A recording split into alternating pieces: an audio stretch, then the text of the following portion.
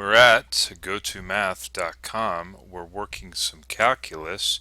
You can hit the subscribe button if you want. That's to my YouTube channel. What are we doing? We're working limits and we're evaluating them analytically. Looks like we got some exponential functions or something going on here. Euler's number is hidden out. We got the limit as x approaches 0 of e to the 2x minus 1 over e to the x minus 1. So let's go to the whiteboard and write this out. So we have the limit, using green it looks like, if you don't mind, e to the 2x minus 1 over,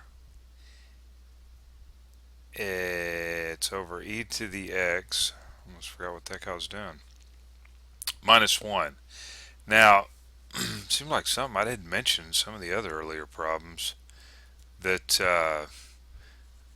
actually I don't want to write that. If we were to evaluate this right now doing the direct substitution, plugging, we're gonna do it right over here.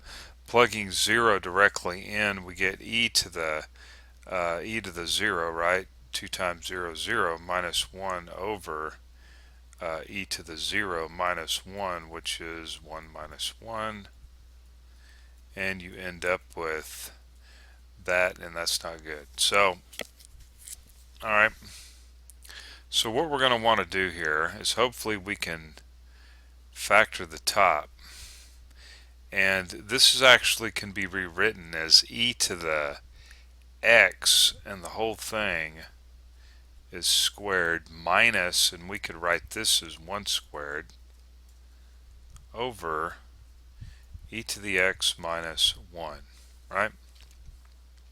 Now we have a difference of 2 squares here, so this can actually be rewritten out as e raised to the x minus 1 times e to the x plus 1, and it's all over e to the x minus 1.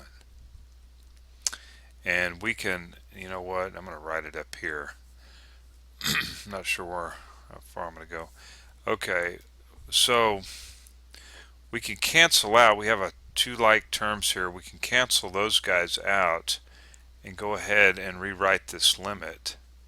So we have the limit as x approaches 0 of e to the x, and I should say this is still equal, e to the x plus 1. Alright, we'll put parentheses around that.